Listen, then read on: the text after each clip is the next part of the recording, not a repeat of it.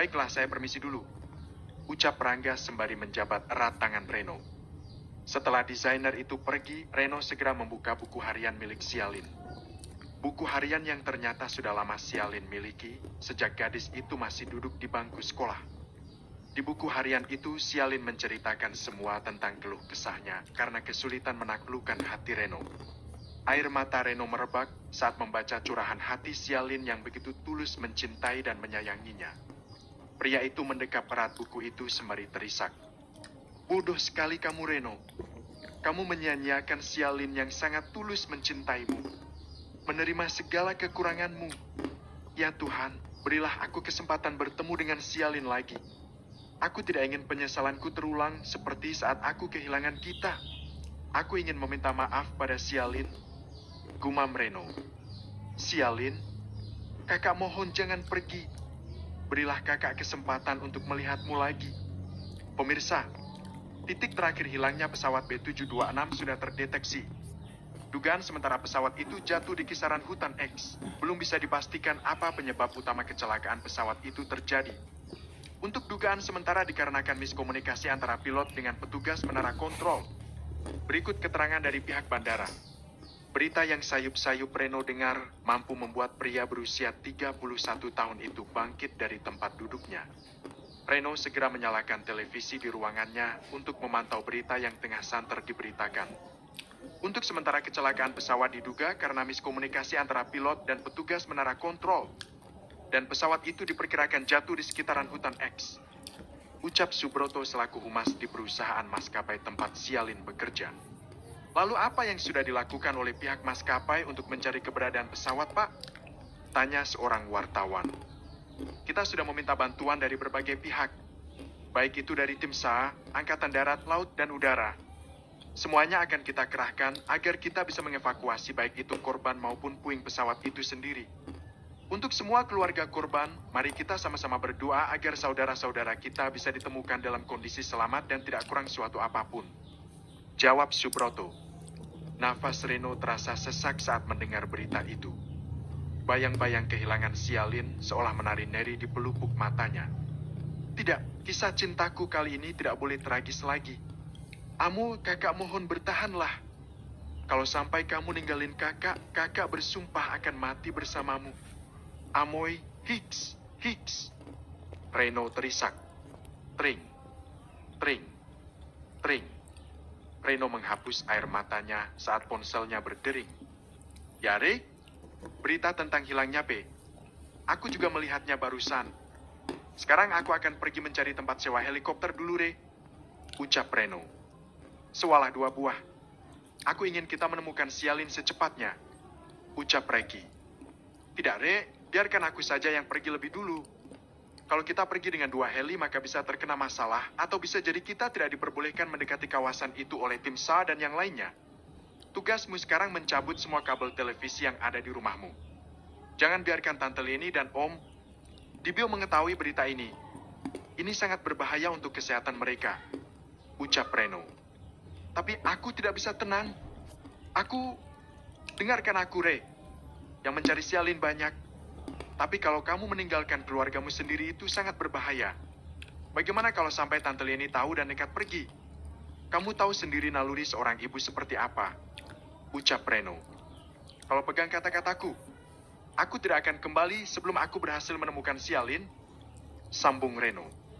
Aku mengandalkanmu, Ren. Kabari aku kalau kamu dalam masalah. Ucap Reki. Oke.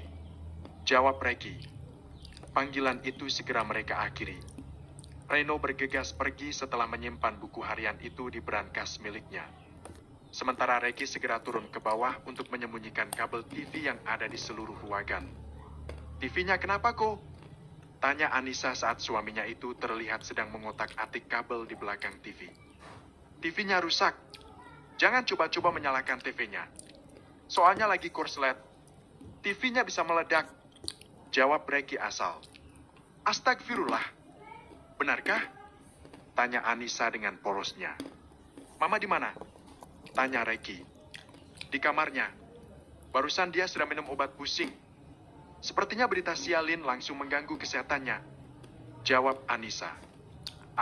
Teriakan Lieni sangat mengejutkan Anissa dan juga Reiki.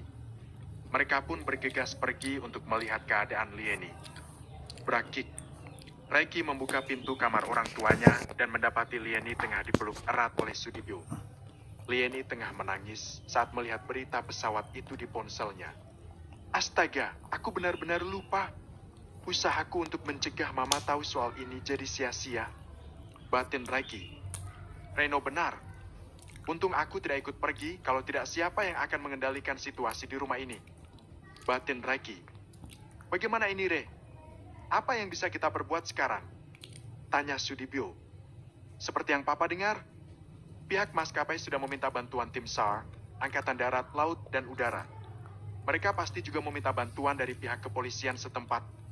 Dan Reno sudah menyewa helikopter untuk ikut dalam pencarian. Jawab Reiki. Mama akan tiada kalau Sialin tiada. Hiks. Lieni terisak. Istighfar, Mama nggak boleh ngomong begitu. Sekarang kita harus banyak-banyak berdoa untuk keselamatan Sialin. Ucap Anissa. Sekarang lebih baik Mama beristirahat saja. Jangan lihat lagi berita di ponsel. Kadang ada oknum-oknum tertentu yang ingin mencari uang pintas dengan cara menyebar berita hoax. Ucap Reiki. Reiki benar, Mama jangan terlalu stres. Kalau Mama sakit, nanti Mama nggak bisa menyambut kepulangan Sialin. Ucap Sudibyo.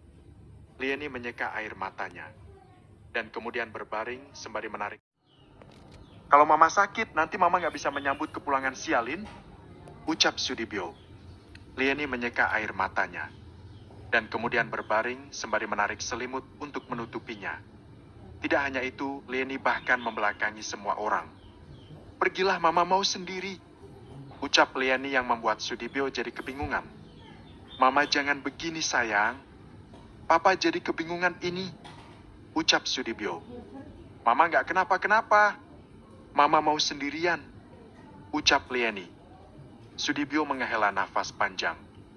Reiki kemudian mengangguk ke arah Sudibyo. Mereka bertiga pun meninggalkan Lieni seorang diri. Setelah pintu tertutup, Lieni kembali terisak. Rasa takut kehilangan putrinya sangat membayang di pelupuk matanya. Rasa trauma saat kehilangan Reiki beberapa waktu yang lalu membuat Lieni jadi ketakutan. Tapi kali ini ketakutan itu lebih parah lagi. Nyawa Lieni serasa ikut lepas dari raganya saat tahu putrinya mengalami kecelakaan pesawat. Sementara itu di tempat berbeda, Reno sudah mencapai kesepakatan dengan pemilik helikopter yang akan dia sewa. Apa kita harus melakukan pencarian hari ini juga, Pak? Tanya pilot. Kenapa? Tanya Reno. Waktu sudah menunjukkan pukul 4 sore. Kita ke sana juga akan memakan waktu. Belum lagi waktu pencariannya. Medan yang akan kita cari terbilang sangat sulit karena membutuhkan kejelian. Kalau kita mencari di sekitar hutan pada malam hari, tentunya akan menghambat proses pencarian, Pak. Jawab pilot. Aku tidak peduli kapanpun waktunya. Mau siang, mau gelap, atau terik sekalipun. Yang aku mau kita harus segera menemukan Sialin secepatnya. Sekarang dia pasti sedang ketakutan. Dia pasti sangat membutuhkan aku. Ucap Reno. Sepertinya pria ini menolak untuk menerima kenyataan kalau semua korban sudah tiada. Batin pilot. Baiklah, kalau itu mau Pak Reno. Ucap pilot. Reno dan pilot itu segera berangkat ke tempat tujuan. Dan sesuai perkiraan pilot itu mereka sampai di sana saat waktu menunjukkan hampir pukul 5 sore.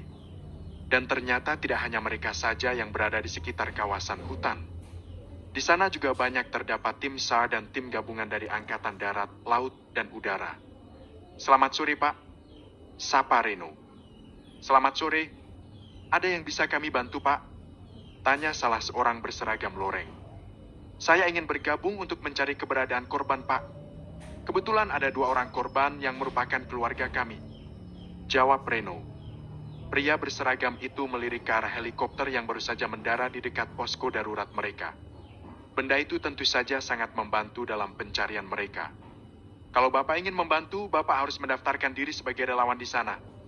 Maaf, karena kami tidak bisa melibatkan warga sipil biasa dalam misi yang terbilang berbahaya ini. Jadi silakan Bapak daftarkan diri sebagai relawan yang memang kemauan sendiri untuk membantu kami. Baik Pak, saya mengerti. Terima kasih atas kesempatannya. Ucap Reno. Reno kemudian mendaftarkan diri sebagai relawan pada petugas yang sudah ditunjuk. Setelah itu dia mengikuti arahan yang diberikan oleh petugas. Karena hari sudah beranjak malam, mereka memutuskan melakukan pencarian besok pagi. Dan malam ini mereka bekerja sama untuk menyiapkan alat-alat dan menyiapkan tandu kantong jenazah untuk membawa korban yang ditemukan. Tangan Reno sampai gemetar saat membayangkan Sialin membati salah satu orang yang akan dimasukkan ke dalam kantong mayat itu. Tidak, Moy. Kamu harus bertahan sampai malam ini saja. Besok kakak pasti akan menemukanmu. Kakak janji pasti akan menemukanmu dengan cepat. Batin Reno. Orang-orang yang sudah memasang tenda D dan menyalakan api unggun bergerak masuk ke dalam tenda untuk beristirahat terlebih dahulu.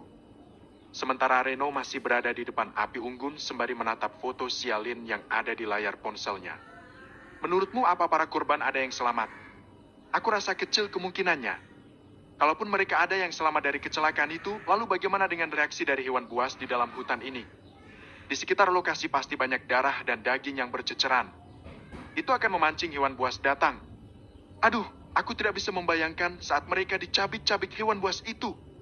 Dada Reno berdebar saat mendengar percakapan dua orang yang berada di dalam tenda. Pria itu jadi ketakutan saat membayangkan kehilangan Sialin. Rasa trauma karena kehilangan kita akibat kecelakaan membuat trauma itu kembali bangkit hingga Reno memutuskan masuk ke dalam helikopter bersama sang pilot. Ada apa, Pak? Sepertinya Bapak sangat gelisah. Tanya pilot. Apa kita tidak bisa pergi mencari sekarang juga? Tanya Reno. Kita harus sabar ya, Pak. Jangan menyalahi prosedur yang sudah disepakati. Ini juga demi keselamatan kita. Apa gunanya kita mencari kalau kita pulang dengan kondisi mengenaskan? Jawab pilot.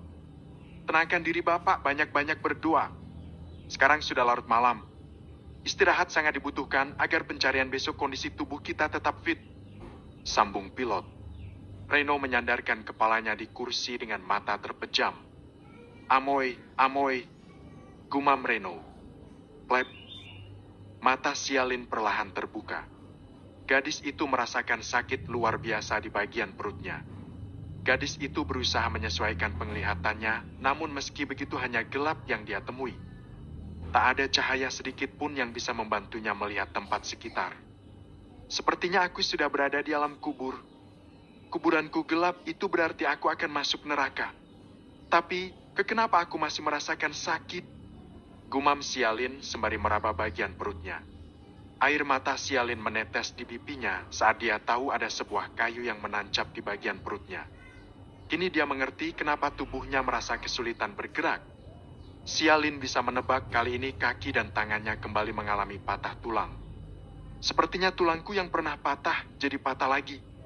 Dan sekarang kaki kiriku juga mengalami patah tulang. Ditambah perutku ada kayu yang menancap. Sepertinya kematianku ditakdirkan Tuhan menjadi sangat tragis. Air mata Sialin membasahi wajahnya. Sialin bisa mencium bau anyir darah di sekitarnya. Saat ini dirinya tidak hanya kesakitan, tapi dia juga tengah ketakutan karena merasa berada di antara tumpukan mayat yang mati penasaran. Apa yang aku takutkan? Sebentar lagi aku juga mati. Sekarang saja aku bisa melihat banyak bintang di depan mataku. Kak Reno, aku mencintaimu. Ucap Sialin lemah sebelum mata gadis itu kembali terpejam. Blemem. Reno langsung duduk tegak seketika saat merasa Sialin memanggil namanya. Jantung pria itu bahkan berdebar dengan kencang. Bab ke-94. Jangan tinggalkan aku. Mata Reno begitu enggan terpejam lagi. Semalaman dia tidak bisa tidur hingga pagi menjelang. Matanya hanya tertuju pada ponsel sembari menatap wajah cantik Sialin di layar. Saat waktu sudah menunjukkan pukul 5 pagi, Reno menyempatkan untuk beribadah lebih dulu. Pria itu tampak khusyuk berdoa agar dirinya bisa menemukan Sialin dalam keadaan selamat. Setelah selesai beribadah, dirinya bergabung bersama dengan tim SAR dan relawan lainnya untuk menikmati sarapan roti mengganjal perut mereka sebelum berangkat mencari para korban. Setelah selesai sarapan, mereka pun mendengarkan arahan dari koordinator untuk mencari sesuai jalur agar tidak tersesat. Sementara yang mencari lewat udara, mereka diberikan teropong khusus untuk memudahkan pencarian. Setelah selesai menerima arahan, mereka mulai berjuang untuk mencari korban jatuhnya pesawat. Reno menaiki helikopter dan mulai terbang bersama pilot sewaannya. Atur kecepatan dan jarak. Aku nggak mau bagian hutan ini ada yang terlewatkan. Aku mau kita menyisiri semuanya, ucap Reno. Siap, bos, jawab pilot. Meski Reno mengalami rasa kantuk yang luar biasa, tapi matanya dipaksa terjaga dengan menggunakan alat teropong. Reno tidak ingin melepaskan teropong itu walau sedetik pun. Setelah mata lelah leher merasa pegal, Reno akhirnya melihat bagian hutan yang terasa aneh. Di mana pohon yang tadinya berjejer rapi tanpa cacat, dari atas terlihat jelas kalau ada bagian pohon yang pangkas. Sedikit turun lagi, ucap Reno. Pilot mengatur ketinggian agar sedikit lebih rendah lagi. Bos, sepertinya ada bangkai pesawat di bawah sana, ucap pilot. Kamu hubungi tim yang lain lewat alat pemancar yang mereka berikan. Beritahu lokasi kita saat ini. Apa kamu tahu kira-kira kita berada di hutan bagian mana? Tanya Reno. Menurut kompas kita sedang berada di bagian barat. Sekitar 3 km dari posko, jawab pilot. Bagus. Lakukan pendaratan.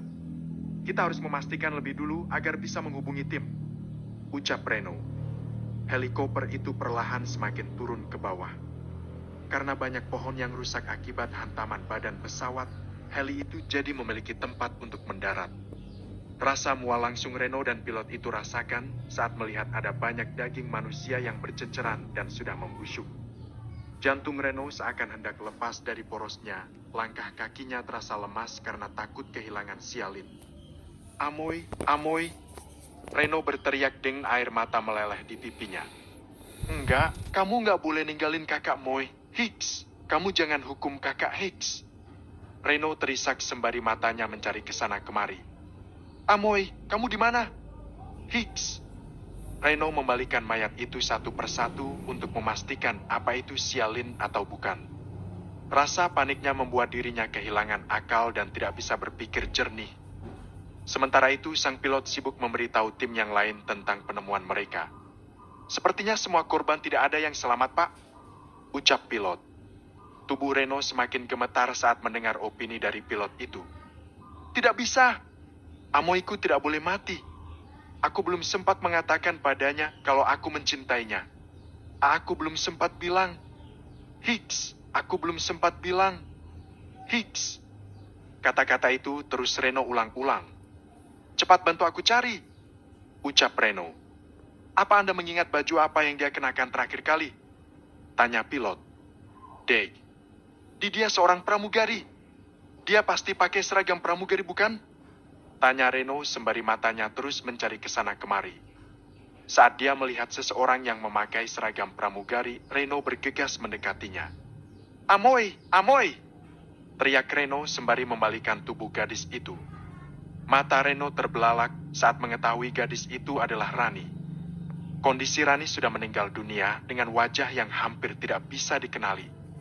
Hicks, Ren, bangun Ren! Tangan Reno bergetar sembari memeriksa denyut nadi Rani. Namun nyawa gadis itu benar-benar sudah lepas dari raganya. Apa dia gadis yang Anda cara bos? Tanya pilot. Bukan. Dia teman kekasih saya. Jawab Reno sembari meletakkan kepala Rani dengan sopan. Saya juga sudah menemukan pilot dan kopilot di sana. Mereka dalam kondisi meninggal dunia, ujar pilot. Hati Reno benar-benar menciut saat ini. Melihat korban yang bergelimpangan, bahkan ada yang sudah mulai membusuk. Astagfirullah. Gumam Reno saat melihat seorang anak kecil berusia 5 tahun juga tergeletak tak bernyawa. Reno bisa menduga kalau usia anak itu tidak jauh berbeda dengan anak-anak dari sahabatnya. Pak, tolong bantu jadikan mayatnya di satu tempat. Aku akan bayar 5 kali lipat dari kesepakatan, ucap Reno. Baik, bos, ucap pilot. Pilot itu mulai menyeret mayat itu berkumpul jadi satu tempat, sementara Reno mencari sedikit lebih jauh dari lokasi. Dan benar saja, Reno berhasil menemukan sialin tergeletak sekitar 20 meter dari tempat Rani tergeletak. Amoy! Brukik. Reno berteriak sembari berlari ke arah sialin hingga dirinya tersungkur. Reno merangkak cepat dengan air mata membasahi wajahnya. Tidak, Amoy. Kamu nggak boleh ninggalin kakak begini. Hicks, bangun Moy. Bangun. Hicks. Reno memangku kepala sialin. Wajah gadis itu tampak pucat. Astagfirullah ya Allah. Gumam Reno saat melihat kayu menancap di perut Sialin. Tubuh Reno gemetar dan mengguncang-guncang tubuh gadis itu. Bangun gak? Kamu bilang cinta sama aku, sayang sama aku. Kamu bohong ya? Ayo bangun. Kakak mau dengar lagi kamu mengatakan itu secara langsung. Kamu gak tuli kan? Kakak bilang bangun. Teriak Reno dengan air mata yang menetes di wajah Sialin. Hiks, Amoy, maafin kakak Moy. Kakak benar-benar minta ampun. Tolong jangan tinggalkan kakak. Hiks, aahi, aahi. Reno berteriak dan meraung sembari memeluk erat Sialin. Hej. Sialin tiba-tiba menarik nafas dalam-dalam dan membuka matanya perlahan. Amoy, Hiks. Reno tersenyum sembari menangis. Dia sangat bahagia karena melihat Sialin membuka matanya. Indah sekali kalau ini sungguh nyata. Terima kasih ya Allah, meskipun aku mati, aku akan mati dengan tenang. Karena aku dibuai impian seperti nyata. Aku seperti melihat orang yang aku cintai. Dia seolah sedang memelukku saat ini. Ucap Sialin.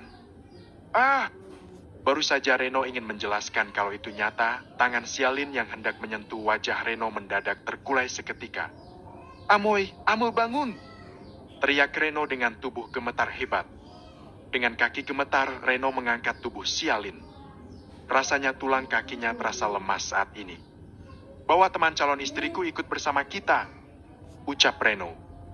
Pilot itu tidak membantah dan membawa Rani setelah dimasukkan ke dalam kantung mayat terlebih dahulu. Terbang dengan kecepatan tinggi. Kita harus ke rumah sakit terdekat dari sini, ucap Reno. Baik bos, ucap pilot. Dengan kecepatan di atas rata-rata, mereka pun tiba di kota Bandung.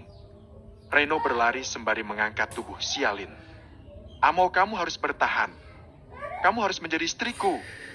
Kalau sampai kamu meninggalkan aku benar-benar tidak akan menikah seumur hidup. Gumam Reno. Dokter, tolong lakukan yang terbaik untuk calon istri saya. Berapapun biayanya akan saya bayar. Beri dia pelayanan kelas atas. Ucapan Reno benar-benar sudah tidak terkontrol. Bapak tunggu di luar. Biarkan kami melakukan pekerjaan dengan tenang, ucap dokter. Tapi, dokter menutup pintu ruang IGD hingga Reno jadi tidak berdaya. Pak, bagaimana dengan mayat gadis itu? Tanya pilot. Reno menghela nafas karena dia benar-benar lupa. Kamu bisa kembali ke Jakarta untuk membawa mayat gadis itu ke rumah sakit internasional. Aku akan membayarmu 10 kali lipat dari kesepakatan, jawab Reno. Baik, bos. Setelah diantar ke rumah sakit, mau bagaimana lagi, bos? Tanya pilot.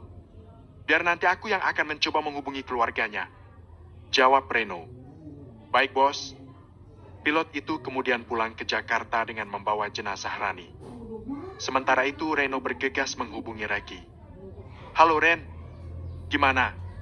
Apa kamu sudah berhasil menemukan Sialin? Tanya Reki. Sudah. Tapi kondisinya sangat buruk, Re. Sekarang aku sedang berada di rumah sakit yang ada di kota Bandung.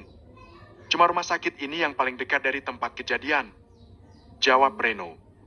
Sekarang bagaimana keadaan Sialin? Tanya Reki. Masih belum tahu. Masih ditangani oleh dokter karena kami baru tiba di rumah sakit ini, jawab Reno.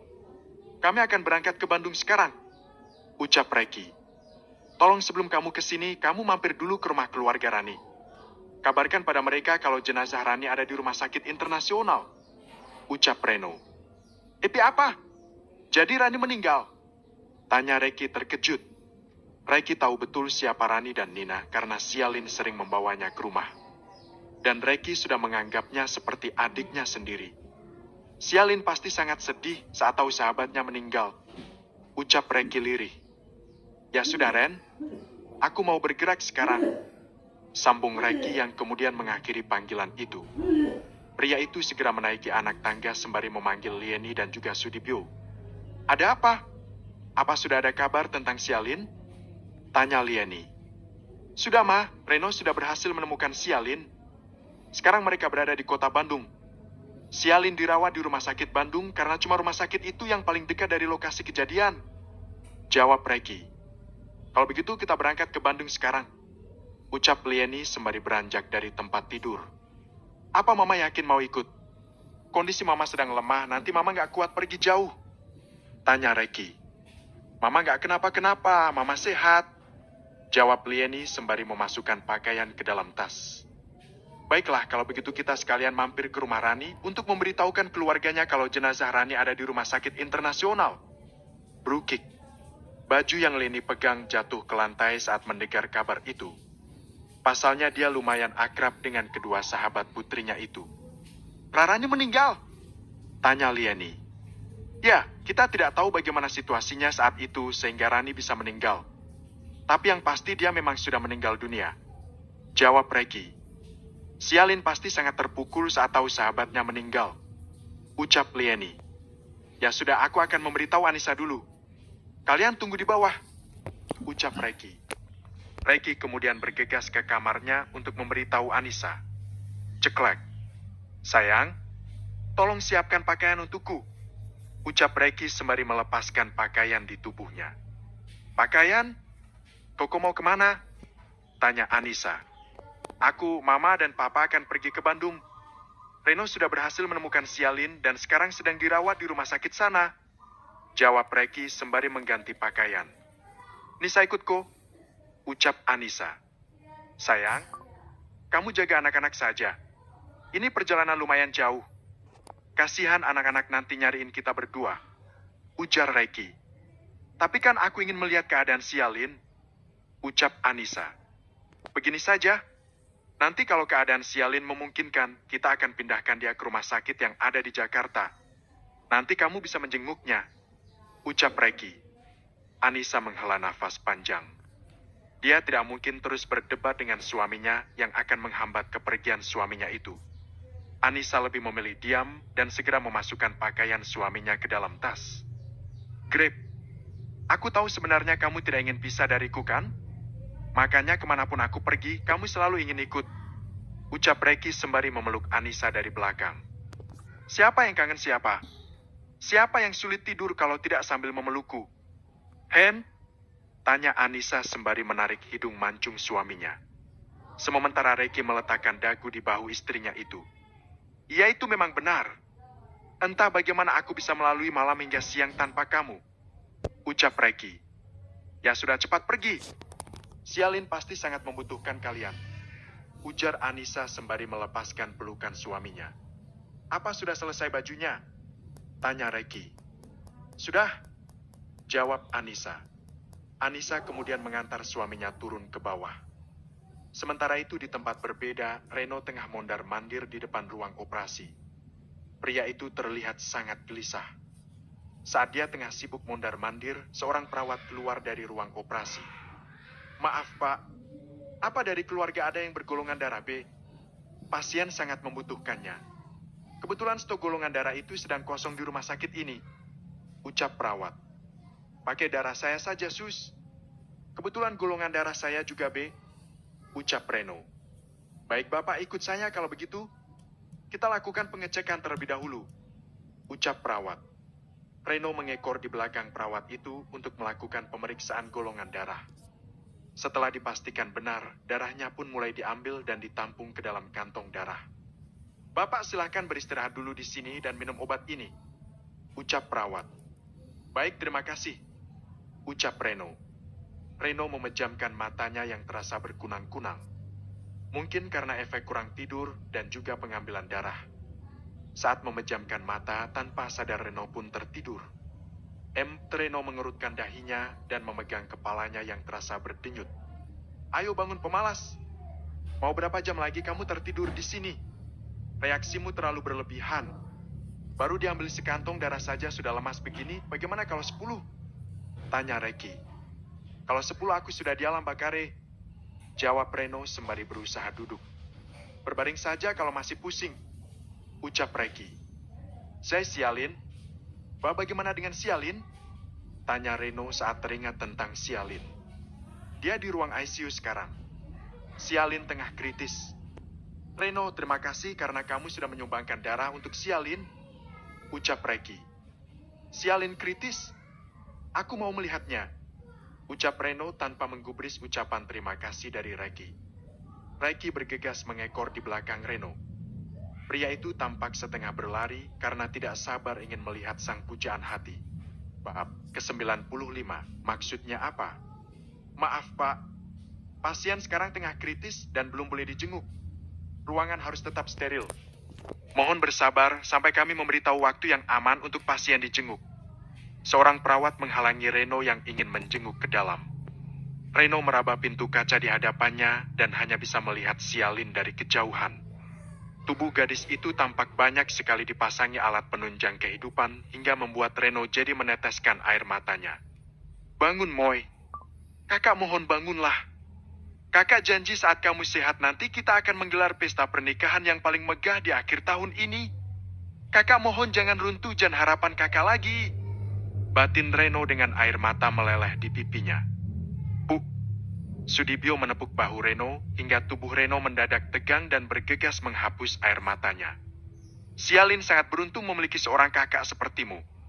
Sialin pasti sembuh, dia tidak akan membiarkan pengorbanan kakaknya jadi sia-sia. Ucap Sudibyo. Reno memaksakan bibirnya untuk tersenyum. Sialin memang paling dekat dengan Reno. Jadi papa nggak usah khawatir, Sialin pasti tidak akan mengecewakan kakaknya. Ucap Lieni. Meskipun kakaknya bujang lapuk. Timpal Reki. Hei! Lieni melotot. Apa aku minta saja restu dari mereka sekarang? Entah apa reaksi mereka saat tahu kami saling mencintai. Terutama Reki, apa dia akan mengizinkan aku menikahi Sialin? Reno mengalihkan pandangannya pada Reki. Reki mengerutkan dahinya, pria itu merasa Reno menjadi orang yang berbeda hari ini. Sebaiknya aku tahan dulu. Tunggu sampai Sialin membaik. Aku harus memastikan hubunganku dulu dengan Sialin. Batin Reno. Ada apa dengan Reno? Hari ini dia terlihat aneh. Apa jangan-jangan dia kesurupan salah satu arwah dari korban pesawat itu? Batin Reki. Siapa kamu?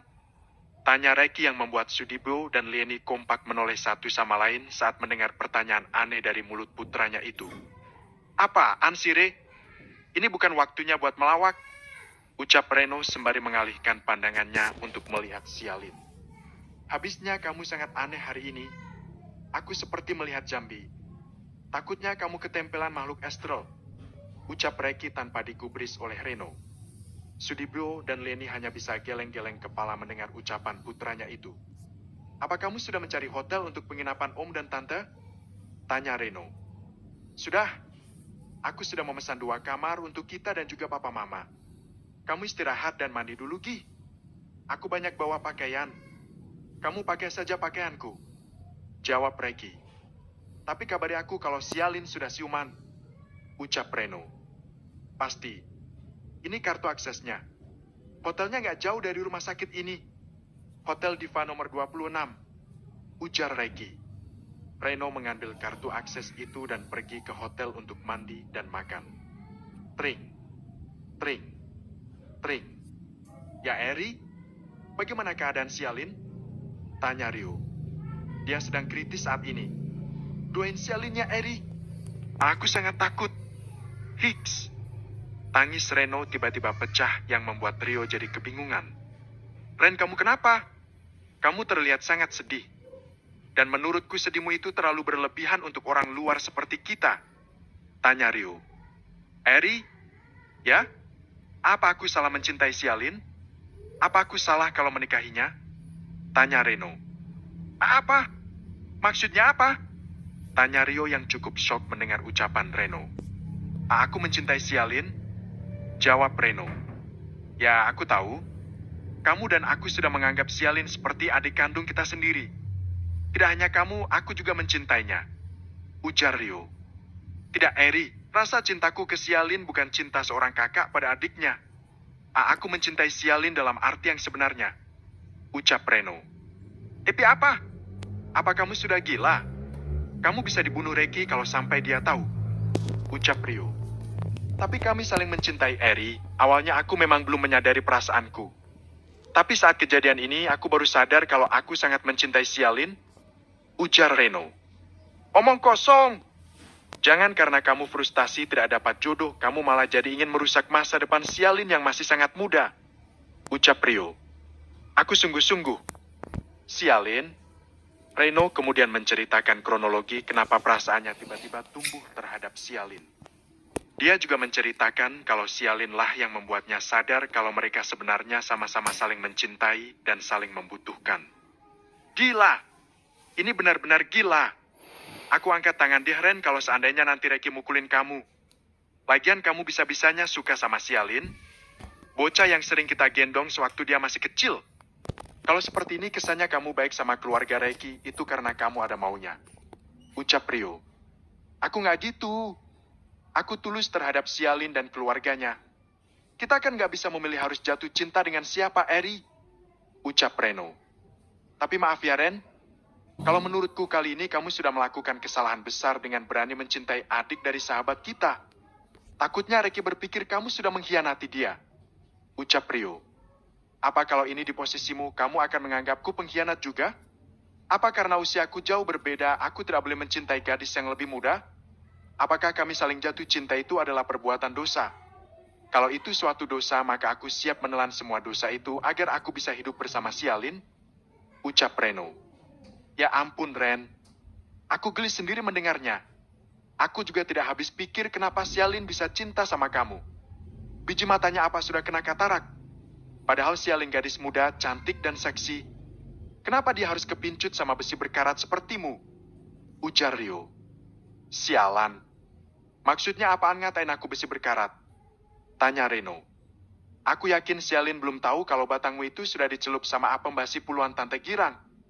Dia juga pasti nggak tahu kalau lubang tahimu juga sudah tidak orisinil lagi. Coba kamu bayangkan kalau Reki membeberkan segalanya, apa menurutmu Sialin masih mau menerimamu? Kalau menurutku mending kamu undur diri. Takutnya kamu kembali patah hati lagi. Jawab Rio. Aku akan terima apapun resiko ke depannya. Aku akan mundur hanya jika Sialin yang memintanya.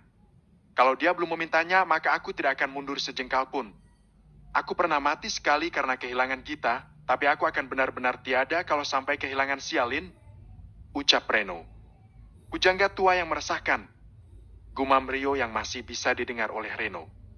Apa kamu tidak mendukungku juga, Eri? Tanya Reno dengan wajah sedih. Kamu jangan salah paham, Ren. Aku memperingatkanmu bukan karena aku tidak setuju dengan hubunganmu dan Sialin. Tapi aku takut persahabatan kita akan hancur gara-gara hal ini. Kita berteman bukan sehari atau 2 hari.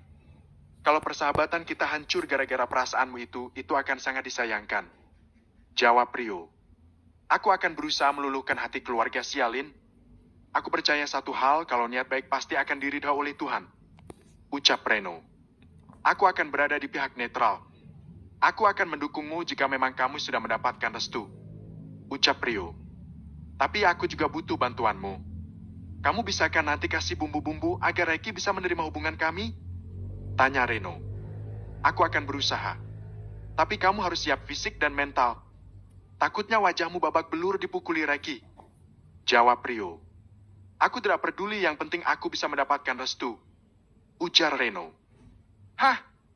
Ya sudahlah. Semoga kamu berhasil. Tapi kalau suatu saat cintamu tidak kesampaian, kamu jangan putus asa dan bunuh diri.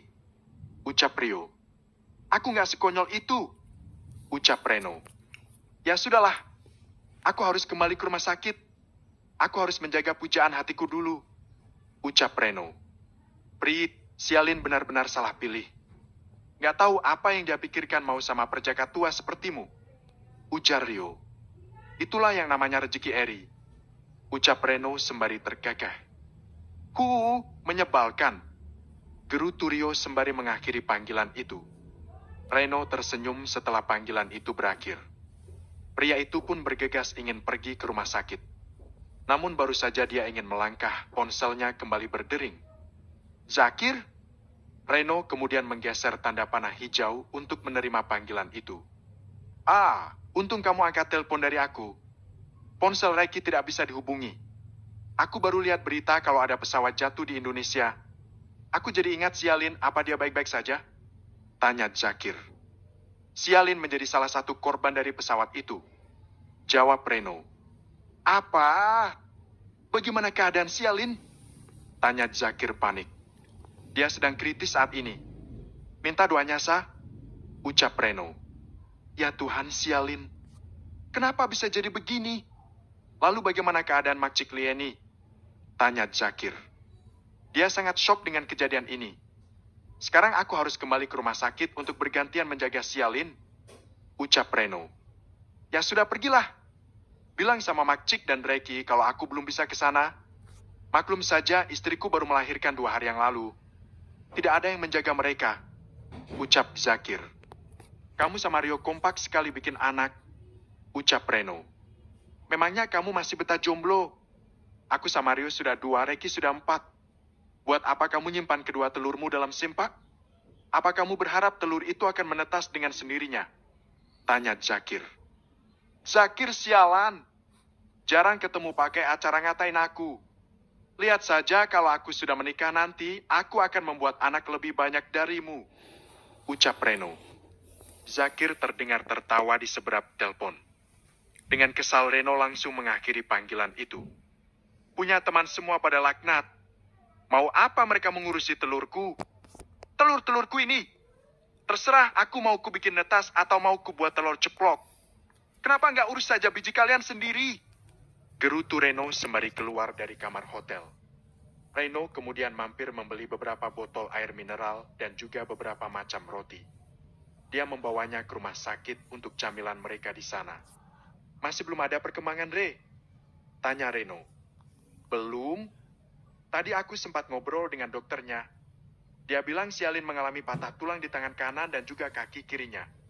Tapi dokter bilang tidak perlu khawatir. Sekarang pengobatan patah tulang sudah canggih dan bisa kembali ke bentuk semula meski harus memakan waktu hingga 2 atau 3 bulan. Jawab Reki. Lalu bagaimana dengan luka akibat bekas kayu itu? Apa tidak mengenai organ dalam tubuhnya? Tanya Reno. Sialin masih diberikan banyak keberuntungan. Kayu itu sama sekali tidak mengenai organ dalamnya. Kayu itu cuma masuk sekitar 5 cm saja dari permukaan kulitnya. Itu mungkin karena seragam yang digunakan Sialin cukup tebal. Jawaban Reki bisa membuat Reno bernafas lega. Lalu apa yang menyebabkan Sialin belum siuman? Tanya Reno. Luka itu membuat Sialin kehilangan banyak darah. Tadi darahku juga diambil untuk transfusi. Luka itu memang tidak terlalu dalam, namun karena dia terlambat ditangani luka bekas kayu itu mengalami infeksi. Terlebih luka patah tulang itu sudah membengkak. Dan mungkin masih ada faktor lain yang menyebabkan Sialin belum siuman. Ceklek. Maaf, Pak. Di sini siapa yang namanya Reno? Tanya perawat saat pintu ruang ICU itu terbuka. Saya Sus. Ada apa? Tanya Reno. Pasien mengigau menyebut nama Pak Reno. Mungkin kehadiran Pak Reno bisa membantu proses penyembuhan pasien. Jawab perawat. Reno terkejut sementara Lieni, Sudibyo, dan Reki jadi saling melihat satu sama lain. Glek. Reno menelan ludahnya. Dia benar-benar gugup saat ini karena mendapat tatapan aneh dari keluarga Sialin. Buka. Pergilah, nak. Siapa tahu apa yang dikatakan suster benar. Apa Sialin sudah siuman, Sus? Tanya Lieni. Belum, Bu. Maaf, kami hanya memperbolehkan Pak Reno saja yang menjenguk Sialin. Ruangan harus tetap steril. Jawab perawat. Tidak masalah. Ucap Lieni. Om, Tante, aku masuk dulu.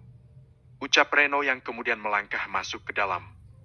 Reno diberikan cairan disinfektan pada telapak tangannya. Dia juga diberikan seragam khusus warna hijau agar ruangan Sialin tidak terkontaminasi. Dan benar saja saat Reno mendekat, pria itu bisa mendengar kalau Sialin tengah memanggil namanya dengan mata terpejam. Tes. Tes. Tes. Air mata Reno membasahi wajahnya saat melihat cinta Sialin begitu besar untuknya. Hicks, sungguh aku pria tidak tahu diri karena menolak cinta sebesar ini. Amu, kakak mohon bangunlah sayang. Kakak juga mencintaimu, kakak juga mencintaimu. Hicks. Reno berbisik di telinga Sialin sembari menggenggam erat tangan pujaan hatinya itu. Tes. Air mata Sialin menetes dari sudut matanya tanpa Reno sadari. Jangan membuat kakak merasa bersalah, Moy. Kakak mohon sadarlah. Aku sudah tidak sabar menikah denganmu. Kita akan membuat anak yang banyak. 5 perempuan, 5 laki-laki. Yang perempuan cantik sepertimu, yang laki-laki tampan sepertiku. Aku mohon bangunlah. Hicks. Reno terlihat sangat emosional. Sementara itu, Reki yang melihat interaksi Reno dari pintu kaca mengerutkan dahinya sembari satu tangan menyilang di dadanya dan satu tangan memegang dagunya. Apa kalian tidak merasa aneh dengan sikap Reno hari ini? Tanya Reki tanpa mengalihkan tatapan matanya pada Reno yang tengah mencium punggung tangan Sialin berkali-kali. Apa maksudmu? Tanya Sudibyo. Bahasa tubuh Reno seperti bukan seorang kakak yang memperhatikan adiknya, tapi lebih ke seorang pria memperhatikan kekasihnya. Jawab Reki. Cekaka, kamu ada-ada saja. Mereka kan memang dekat sejak dulu. Ucap Lieni. Aku berharap juga begitu karena kalau sampai dugaanku benar, Reno akan tahu konsekuensi apa yang akan dia hadapi ke depannya. Ucap Reki. Sudibyo dan Lieni saling berpandangan. Mereka jadi takut ingin membahas penemuan mereka beberapa hari yang lalu. Penemuan yang membuat mereka terkejut dan tahu kalau sebenarnya putri merekalah yang tengah mengejar cinta Reno. Bab ke-96, Pura-pura.